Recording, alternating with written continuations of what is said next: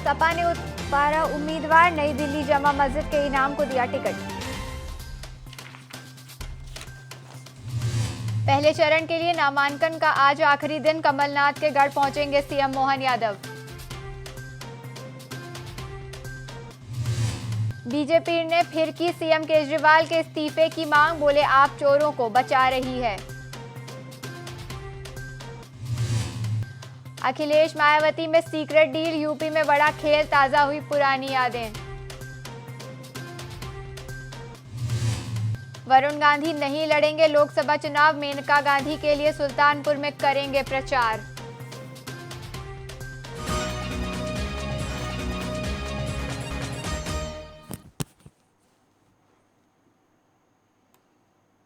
नमस्कार, आप देख रहे हैं इंडिया वॉच। मैं हूं आपके साथ अनुष्ठा। वक्त है ग्राउंड जीरो रिपोर्ट का। वरुण गांधी नहीं लड़ेंगे लोकसभा चुनाव, मेनका गांधी के लिए सुल्तानपुर में प्रचार करेंगे। बीजेपी सांसद वरुण गांधी सुर्खियों में बने हुए हैं। आज पीलीभीत से नामांकन पत्र भरने का आखिरी दिन है। ऐसे में उनके अगले कदम पर सबकी निगाहें टिकी हुई हैं। दूसरी ओर मेनका गांधी को लेकर भी चर्चा है। कहा जा रहा है कि पुत्र मोह में वो भी कोई बड़ा कदम उठा सकती हैं। इस पर मुद्दे पर मेनका गांधी का बयान सामने आया है। बीजेपी ने पीलीभीत से वरुण गांधी का टिकट कटने के बाद से ही मेनका गांधी को लेकर कई तरीके के सवाल उठाए थे कि वो सुल्तानपुर से चुनाव लड़ेंगी या नहीं, जिस पर मेनका ने अपना पक्ष रखा है। हिंदी खबर दैनिक जागरण के अनुसार मेनका गांधी ने कहा कि वो सुल्तानपुर से चुनाव लड़ेंगी। मेनका गांधी ने चुनाव न लड़ने की खबरों पर अफवाह बताया और कहा है कि मैं अगले सोमवार यानी 1 अप्रैल को सुल्तानपुर जा रही हूं। इसके बाद तमाम अटकलों पर विराम लग गया। मेनका ने इस रुख से साफ कर दिया है कि वो पार्टी से नाराज नहीं है और सुल्तानपुर सीट पर बीजेपी के टिकट से ही चुनाव लड़ रही हैं। जानकारों का कहना है कि मेनका गांधी बीजेपी का बड़ा चेहरा है और वो अपने क्षेत्र से जुड़े मुद्दों को मुखर होकर उठाती रहती हैं। यही नहीं, सुल्तानपुर के लोगों के बीच उनकी छवि भी अच्छी रही है। जन समस्याओं से जुड़े मुद्दे हो या फिर तमाम पार्टी के कार्यकर्ता, एक सांसद के तौर पर वो काफी सक्रिय रहती हैं। यही वजह है कि पार्टी ने किसी नए चेहरे की बजाय उन पर फिर से भरोसा जताया है।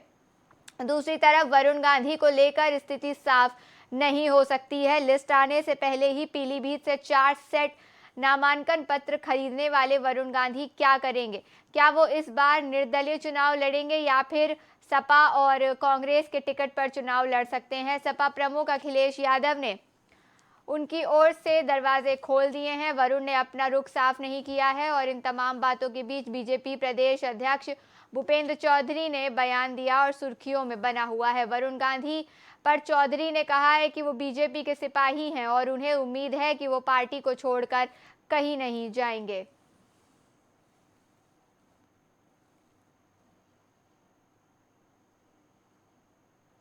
टिकट बंटवारे का मौसम चल रहा है। उत्तर प्रदेश की बात करें तो बीजेपी, समाजवादी पार्टी और कांग्रेस के बाद बीएसपी से भी 25 उम्मीदवारों की घोषणा कर दी है। पहले चरण के लिए बुधवार को नामांकन का अंतिम दिन है, लेकिन जैसे ही मायावती ने प्रत्याशियों की घोषणा करी तो उनके मुस्लिम उम्मीदवारों को लेकर खूब चर्चा हुई। राजनीति के जानकार कहने लगे कि मायावती ने समाजवादी पार्टी और कांग्रेस का खेल खराब करने की तैयारी कर ली है। लेकिन जब बीएसपी इन 25 उम्मीदवारों के बारे में पड़ताल की गई तो मामला कुछ और ही दिखाई देने लगा। मायावती ने ये प्रत्याशी ऐसे हैं जो 2024 के चुनाव में दो धारी साबित हो सकते हैं, यानी मायावती कहीं इंडिया गठबंधन को नुकसान हो सकता है तो कहीं एनडीए को नुकसान पहुंचाती नजर आ रही हैं। बीजेपी ने अभी तक 25 उम्मीदवारों के नामों की घोषणा करी है और पहली लिस्ट में 16 उम्मीदवार थे, जिसमें से 7 मुस्लिम थे। बीएसपी की ये लिस्ट खूब सुर्खियों में रही थी, लेकिन 24 घंटे के भीतर बीएसपी ने 9 और प्रत्याशियों की घोषणा कर दी है। खास बात तो ये है कि इन 9 प्रत्याशियों में कोई भी मुस्लिम नहीं था। सुरक्षित सीटों को छोड़ दिया जाए तो बाकी की प्रत्याशियों में कोई ब्राह्मण, कोई राजपूत, कोई जैन है। बीएसपी ने अभी तक जिन 25 सीटों के लिए प्रत्याशी घोषित किए हैं उनमें से 4 ब्राह्मण हैं। आपको याद होगा कि वक्त में बीएसपी ने नारा दिया था, पंडित शंख बजाएगा हाथी बढ़ता जाएगा। आज इस नारे को फिर से कैसे मायावती ने जिंदा कर दिया है। मथुरा से मायावती ने कमलकांत उपमन्यु को टिकट दिया तो ब्राह्मण समाज से आते हैं। समाज के बीच इनकी मजबूत पकड़ मानी जाती है, जबकि इस सीट से कांग्रेस चुनाव लड़ रही है। मेरठ से मायावती ने देवव्रत त्यागी को उतारा है। ये पहली बार कोई त्यागी नेता किसी बड़ी पार्टी के सिंबल पर चुनाव लड़ रहा है। पिछले दिन त्यागी समाज के वोटर बीजेपी से नाराज दिखे थे, यानी इसे भुनाने की कोशिश हो रही है। इसी तरीके से बीएसपी ने फतेहपुर सीकरी से रामनिवास शर्मा को प्रत्याशी बनाया है। ये भी ब्राह्मण समाज से हैं। इस सीट पर ब्राह्मण वोटर बड़ी तादाद में हैं। कानपुर देहात यानी अकबरपुर लोकसभा सीट से मायावती ने राजेश द्विवेदी को टिकट दिया है। ये ब्राह्मण समाज से हैं और इस इलाके में ब्राह्मण मतदाताओं की संख्या अच्छी खासी है।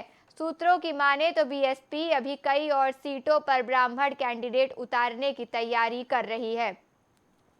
अयोध्या में सच्चिदानंद पांडे के नाम पर लगभग सहमति बन चुकी है, जबकि उन्नाव से अशोक पांडे को उतारा जा सकता है। वरिष्ठ पत्रकार हेमंत तिवारी बताते हैं कि इस बार बीएसपी के उम्मीदवारों के नाम बहुत चौंकाने वाले दिख रहे हैं। कहीं ब्राह्मण कैंडिडेट तो कहीं राजपूत कैंडिडेट हैं। दरअसल आमतौर पर ब्राह्मण समाज के वोटर को बीजेपी का सपोर्टर माना जाता है, लेकिन जब उनके ही समाज का कोई प्रत्याशी किसी पार्टी के सिंबल पर चुनाव लड़ता है तो बड़ी संख्या में वोटर उसके साथ जुड़ते हैं। बहुत ही लोगों के मन में सवाल होगा कि मायावती और अखिलेश यादव अगर पर्दे के पीछे मिलकर काम कर रहे हैं तो चुनाव में एक साथ क्यों नहीं नजर आते, 2019 की तरह गठबंधन क्यों नहीं कर लेते। दरअसल इसके पीछे भी एक बड़ी वजह हो सकती है। ये वजह जनवरी के महीने में खुद मायावती ने बताई थी। गठबंधन के सवाल पर मायावती ने कहा कि सपा के वोट उनकी पार्टी के प्रत्याशियों को शिफ्ट नहीं होने देते। मायावती ने कहा कि गठबंधन कर चुनाव लड़ने पर बसपा का वोट पूरा चला जाता है, लेकिन उनका अपना बेस वोट बसपा को ट्रांसफर नहीं होता। खासकर अपर क्लास का वोट बसपा को ट्रांसफर नहीं हो पाता। ये बात बिल्कुल सही नजर है।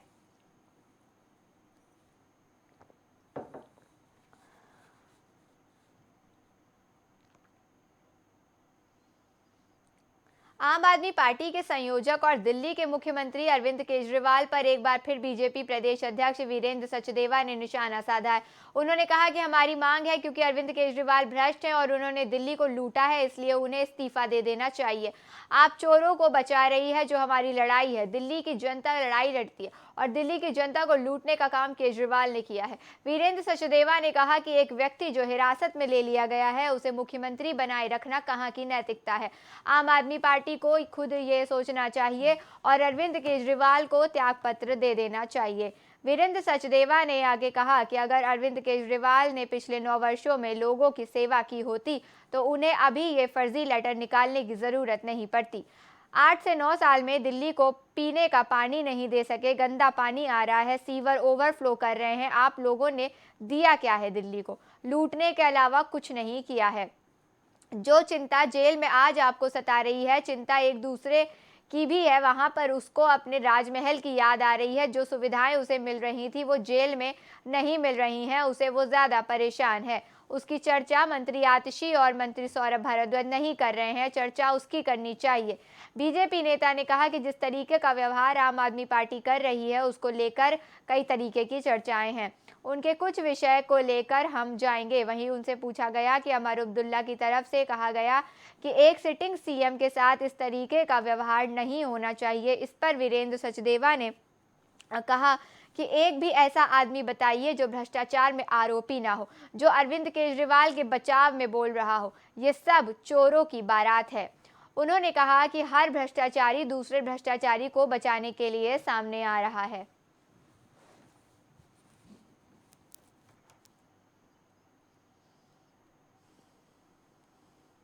लोकसभा चुनाव के पहले चरण के मतदान को लेकर नामांकन जमा करने का आखिरी दिन है।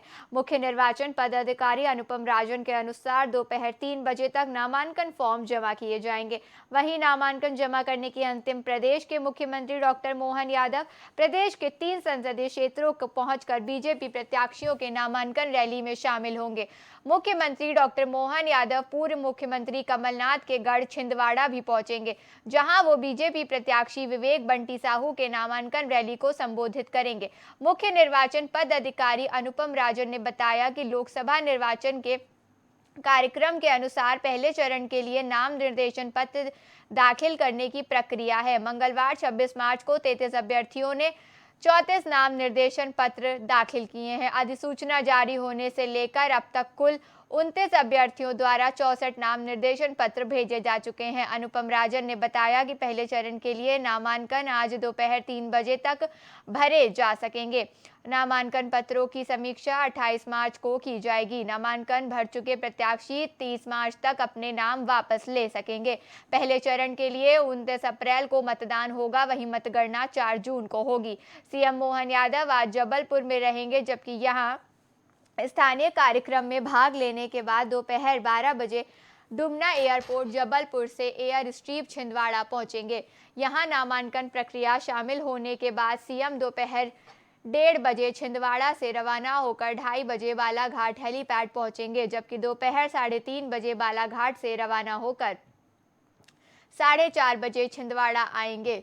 बता दें कि छिंदवाड़ा संसदीय सीट से कांग्रेस प्रत्याशी नकुलनाथ ने एक पहले ही अपना नामांकन फॉर्म जमा किया है। नकुलनाथ के साथ उनके पिता कमलनाथ, मां अलकानाथ, पत्नी प्रियानाथ के साथ प्रदेश अध्यक्ष जीतू पटवारी, नेता प्रतिपक्ष उमंग सिंघार, कांग्रेस के नेता अन्य मौजूद रहे। इस दौरान जनसभा को भी आयोजन किया था। नकुलनाथ के नामांकन के साथ अपनी चल अचल संपत्ति का ब्यौरा भी जिला निर्वाचन अधिकारी को सौंपा है, जिसमें से उन्होंने अपने पास कुल 639 करोड़ और 62 लाख प्रॉपर्टी बताई है।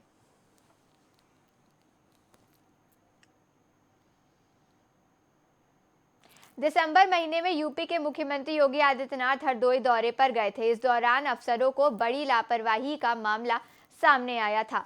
सीएम के दौरे से सूचना दिन पहले दी गई थी, बावजूद इसके प्रशासन की ओर से कोई लचर तैयारियां हुई थी। इस मामले में दोषी अभियंताओं पर कार्यवाही के आदेश भी दिए गए थे, लेकिन अधिकारी इस मामले को दबाने में जुट गए हैं। लापरवाही के मामले में दोषी अधिकारियों पर कार्यवाही की फाइल बेहद धीमी गति से चल रही है, जिससे साफ की है कि उन्होंने बचाने की कोशिश की जा रही है। नगर आयुक्त इंद्रजीत सिंह ने तो चार्जशीट भी तैयार कर ली थी, लेकिन नगर निगम को इस जांच के अधिकारी तक भेजने में 1.5 महीने का समय लग गया। इस महीने में खाद्य और सफाई निरीक्षण देवेंद्र वर्मा को चार्जशीट के साथ निलंबित करने के लिए बोला गया। जोनल अधिकारी मनोज यादव को भी हटाकर नगर निगम संबद्ध कर दिया गया, लेकिन ओवर अभियंता अरुण मेहता ने मामले में धीमी गति से जांच आगे बढ़ाई है। उस पर सवाल उठे हैं। इस मामले में नगर निगम जोन 6 के अवर अभियंता रमन सिंह को दोषी बताया गया है। उन पर अनुशासनात्मक कार्यवाही के लिए सहायक निदेशक सविता शुक्ला को जिम्मेदारी दी गई है, लेकिन उनके खिलाफ कार्यवाही कछुए की रफ्तार से चल रही है। दरअसल बीते दिन दिसंबर को सीएम योगी आदित्यनाथ शकुंतला मिश्रा यूनिवर्सिटी जा रहे थे। इस दौरान अवर अभियंता रमन सिंह को 3 दिन पहले व्यवस्थाएं करने के निर्देश दिए गए थे, लेकिन जब सीएम योगी यहां पहुंचे तो देवा रोड भ्रमण पर कई तरीके की अव्यवस्थाएं देखने को मिली, जिसे देखकर उच्च स्तर पर भी नाराजगी जताई गई। इसे नगर निगम की छवि पर बुरा असर पड़ा। अवर अभियंता अरुण मेहता को अविसृष्टि कार्यक्रम की सूचना दी गई, लेकिन उन्होंने समुचित व्यवस्था नहीं की। सीएम के दौरे के समय जगह जगह गंदगी के ढेर दिए और सड़कों पर जल जमाव और गड्ढे भी मिले थे।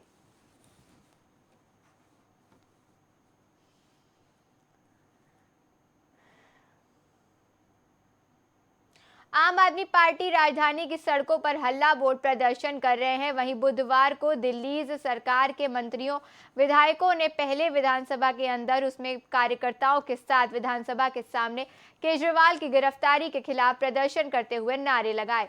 आपके सभी नेता पीले रंग की टी-शर्ट पहने हुए थे, जिस पर लिखा है मैं भी केजरीवाल। दिल्ली के सीएम केजरीवाल की गिरफ्तारी के बाद दिल्ली विधानसभा के बाहर विरोध प्रदर्शन के दौरान आप मंत्री सौरभ भारद्वाज ने कहा कि हर कोई मैं भी केजरीवाल लिखी टी-शर्ट में है। उन्होंने कहा कि हम भाजपा की तानाशाही का विरोध करते हैं। सौरभ भारद्वाज ने कहा कि छापेमारी कर रहे हैं, चुनाव के समय हमारे नेताओं को हिरासत में लिया जा रहा है और हमारे 4 बड़े नेता जेल में हैं। दिल्ली आप सरकार की मंत्री ने कहा कि उन्होंने तानाशाही की हदें पार कर दी हैं। वो आम आदमी पार्टी पर दबाव बना रहे हैं और हमारी सरकार गिराने की कोशिश कर रहे हैं। हम लड़ते रहेंगे। वहीं आम आदमी पार्टी की नेता और दिल्ली सरकार की मंत्री आतिशी भी पीली टी-शर्ट में नजर आई। उन्होंने कहा अरविंद केजरीवाल की गैर कानूनी गिरफ्तारी के लिए हम प्रदर्शन कर रहे हैं और लोकतंत्र को खत्म करने की कोशिश की जा रही है। सभी विपक्षी नेताओं को जेल में डाला जा रहा है और बैंक अकाउंट सील किए जा रहे हैं।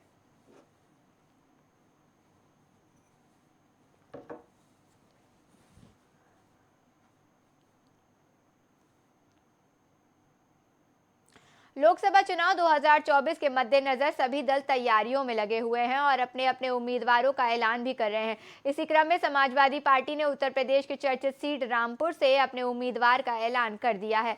सपा ने इस सीट से नई दिल्ली जामा मस्जिद के इमाम को लोकसभा का टिकट दिया है। मौलाना हमीबुल्ला नदवी और रामपुर से समाजवादी पार्टी इंडिया गठबंधन के प्रत्याशी होंगे। मौलाना मुहिबुल्ला नदवी संसद परिसर के पास स्थित नई दिल्ली जामा मस्जिद के शाही इमाम हैं। वो बीते 15 सालों से इस मस्जिद के इमाम बने हुए हैं। महिबुल्ला मूल रूप से रामपुर के ही रहने वाले हैं और महिबुल्ला के बीते दिनों समाजवादी पार्टी के अध्यक्ष अखिलेश यादव से मुलाकात की थी। देर रात जानकारी मिलने के बाद महिबुल्ला दिल्ली से रामपुर पहुंचे थे। वो आज बुधवार को लोकसभा चुनाव के लिए अपना नामांकन भरेंगे। रामपुर लोकसभा सीट उत्तर प्रदेश की हाई प्रोफाइल सीट है। साल 2014 में यहां भाजपा के उम्मीदवार ने जीत दर्ज करी थी। साल 2019 में यहां सपा के आजम खान ने जीत दर्ज करी थी। हालांकि 2022 में हुए उपचुनाव में भाजपा के घनश्याम लोधी ने यह सीट अपने नाम कर ली थी। आपको बता दें कि रामपुर उत्तर प्रदेश की मुस्लिम बहुल सीट है और लोकसभा चुनाव 2024 के लिए चुनाव आयोग ने तारीखों की घोषणा भी कर दी है। ये चुनाव 7 चरणों में होंगे। यूपी की 80 विभिन्न सीटों पर बारी बारी से 7 चरणों में चुनाव होने हैं। चुनाव आयोग ने बताया है कि लोकसभा चुनाव के लिए पहले चरण की वोटिंग 19 अप्रैल को होगी। रामपुर में भी पहले चरण के चुनाव होंगे। वहीं 7वें चरण की वोटिंग 1 जून को होगी और नतीजे 4 जून को आएंगे।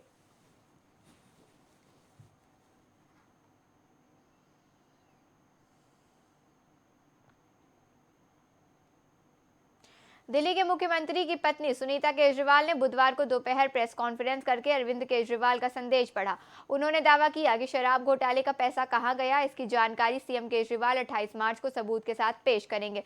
बता दें कि सुनीता केजरीवाल लगातार ईडी से जाकर सीएम से मुलाकात करती रहती हैं और उन्होंने कहा कि कल शाम मैंने अरविंद जी से जेल में मुलाकात की। 2 दिन पहले उन्होंने दिल्ली कि जेल मंत्री आतिशी को संदेश भेजा था कि पानी और सीवर की समस्याओं का समाधान होना चाहिए। इस बात पर केंद्र सरकार ने मुख्यमंत्री पर केस दर्ज कर लिया था कि वो दिल्ली को तबाह करना चाहते हैं। वहीं रविंद्र जी ने मुझसे कहा था कि इस मामले में घोटाले की जांच ईडी में पिछले 2 साल से 250 से ज़्यादा छापेमारी, अभी तक किसी भी छापेमारी में पैसा बरामद नहीं हुआ है। उन्होंने कहा कि अरविंद जी ने कहा है शराब का पैसा कहां गया, इसका खुलासा 28 मार्च को अदालत में करेंगे, वहीं इसके सबूत भी देंगे। अरविंद जी ने कहा है कि ये मेरा शरीर जेल में है लेकिन मेरी आत्मा आप सबके बीच है। बता दें कि सुनीता केजरीवाल दूसरी बार प्रेस में अपना बयान जारी किया है। इससे पहले उन्होंने 23 मार्च को प्रेस में अपना बयान दिया था।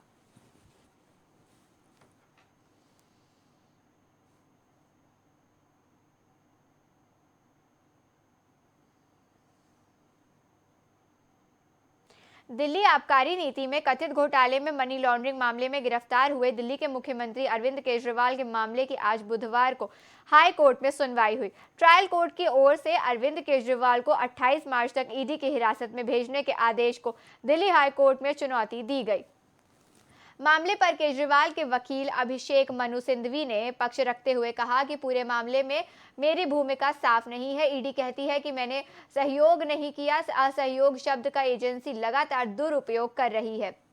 किसी को अपने खिलाफ बयान देने के लिए बाध्य नहीं किया जा सकता। अगर मैं ये कहूं कि मुझे याद नहीं, कि मेरी याददाश्त कमजोर है, तो क्या गिरफ्तारी का आधार बन जाएगा? उन्होंने कहा कि चुनाव से ठीक पहले क्या मेरी गिरफ्तारी जरूरी थी? मैं कहीं भागा नहीं जा रहा था। मैंने कहा कि मुझे सवाल दीजिए, वीडियो कॉन्फ्रेंसिंग से पेश होने का प्रस्ताव दिया।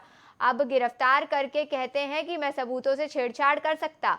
अगर ऐसा था तो क्या मैं इससे पहले ऐसा नहीं कर सकता था? असल में गिरफ्तारी की जरूरत ही नहीं थी। वरिष्ठ वकील सिंघवी ने कहा कि ये गिरफ्तारी संविधान के खिलाफ है। ये कार्यवाही मौलिक ढांचे के विरुद्ध है। सीएम को चुनाव से ठीक पहले गिरफ्तार किया गया। स्वतंत्र और निष्पक्ष चुनाव संविधान के मूलभूत ढांचे का हिस्सा है। आदर्श आचार संहिता लागू होने के बाद गिरफ्तारी हुई है और प्रचार से रोक दिया गया है। एक सीएम को भी गिरफ्तार किया जा सकता है, लेकिन सवाल उस गिरफ्तारी के समय का है। वो हाई कोर्ट के जज ने कहा कि मुझे समझना है कि दलील किस बात पर दी जा रही है। मैंने कहा था कि मुख्य मामले में नोटिस जारी करके विस्तार से सुनना होगा। तब कहा गया कि जो रिमांड कल खत्म हो रही है उस मामले में आपको जिरह करनी है। इस केजरीवाल के वकील सिंघवी ने कहा कि दोनों बातों का एक ही परिणाम होगा। मुझे आज ही अंतिम जमानत पर रिहा कीजिए।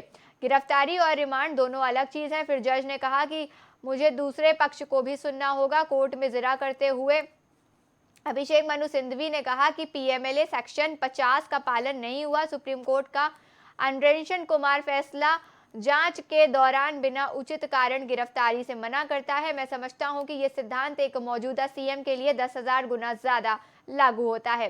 प्रोसीड्स ऑफ द क्राइम पर ध्यान नहीं दिया जा रहा है। बिना बयान दर्ज गिरफ्तारी हो गई है और एक मौजूद सीएम की गिरफ्तारी चुनाव को प्रभावित करने के लिए की गई है। इस तरीके से लोकतंत्र को चोट पहुंचाई जा रही है। उन्होंने आगे कहा कि गिरफ्तारी की शक्ति होने का मतलब यह है कि गिरफ्तार कर लेना ही नहीं होता, ये तब भी होनी चाहिए जब इसकी वाकई जरूरत हो। क्या पीएमएलए सेक्शन 19 की जरूरतों का पालन हुआ है? उसके बिना गिरफ्तारी की गई है। मेरे खिलाफ किसी का भी बयान नहीं था। एक आरोपी ने ईडी के मुताबिक बातें कही हैं और उनकी जमानत का विरोध नहीं किया है। सिर्फ एक व्यक्ति को गिरफ्तार करने के लिए ईडी ने मनचाहे बयान लिए हैं।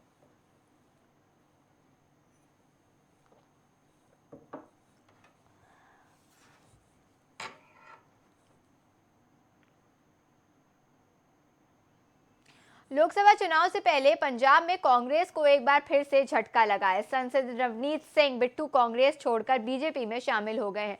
उनके बीजेपी में शामिल होने पर नेता प्रतिपक्ष और कांग्रेस नेता प्रताप सिंह बाजवा ने कहा है कि हम एक मिनट भी इसे जाने का अफसोस नहीं हुआ। कुछ लोगों के जाने का हमें पहले अफसोस हुआ था, लेकिन इसके जाने का अफसोस नहीं हुआ। इनके जाने से तो हमें शांति मिली है। प्रताप सिंह बाजवा ने कहा है कि लोग पहले ही समझते थे कि कैसे इनको जवाब दिया जाए, हमने तो मौका भी नहीं मिला, खुद ही भागकर छोड़कर चले गए। बहुत अच्छा हुआ कि चले गए। पूर्व मुख्यमंत्री स्वर्गीय बेअंत सिंह ने जहां बैठे हैं वो अपने पोते के इस कदम पर क्या सोचते होंगे। कांग्रेस नेता ने कहा कि रवनीत सिंह बिट्टू को मैं इतना कहना चाहूंगा कि आपने जो कदम उठाया है उसके हिसाब से आपने अपने हाथ से अपनी गर्दन काट ली है। उन्होंने कहा कि अब मुझे यकीन है कि ये बीजेपी की तरफ से इलेक्शन लड़ेंगे, लेकिन पंजाब के लोग गद्दारी करने वाले लोगों को कभी माफ नहीं करेंगे। इसका रिजल्ट इसी लोकसभा चुनाव में इनको मिल जाएगा। बिट्टू से लेकर बाजवा ने कहा कि कल तक तो आप रैली कर रहे थे, कांग्रेस के हक की बात कर रहे थे, कम से कम आप में दम होता तो बता कर तो जाते कि मैं जा रहा हूं। सुबह पता चला कि आप तो बीजेपी की स्टेज पर बैठे हुए हो। इससे अफसोसजनक बात और कुछ नहीं हो सकती। रवनीत सिंह बिट्टू का एंट्री सिख चेहरा बीजेपी में भी नुकसान पहुंचाएगा। इसको जो सिक्योरिटीज मिली हुई हैं, घर में मिले हुए हैं, उन सुविधाओं को रखने के लिए आने वाले टाइम में Z+ सिक्योरिटी और अन्य सुविधाएं न छीन ली जाएं। इसलिए वो कांग्रेस छोड़कर गए हैं। ये घर जरूर उनके पास रह जाएंगे, लेकिन आने वाले समय में पंजाबी इन्हें बेघर कर देंगे। रवनीत सिंह बिट्टू ने बीजेपी में शामिल होने पर कांग्रेस नेता परगट सिंह की भी प्रतिक्रिया आई है। उन्होंने कहा है कि मुझे लगता है कि रवनीत सिंह राहुल गांधी की रणनीति के खिलाफ हैं। मुझे खुशी है कि उन्होंने जिनकी लाइन ली थी उनकी तरफ चले गए। इससे कांग्रेस कमजोर नहीं होगी, बल्कि नए चेहरे को मौका मिलेगा। ऐसे लोग सिर्फ खुद से प्यार करते हैं, पंजाब से नहीं।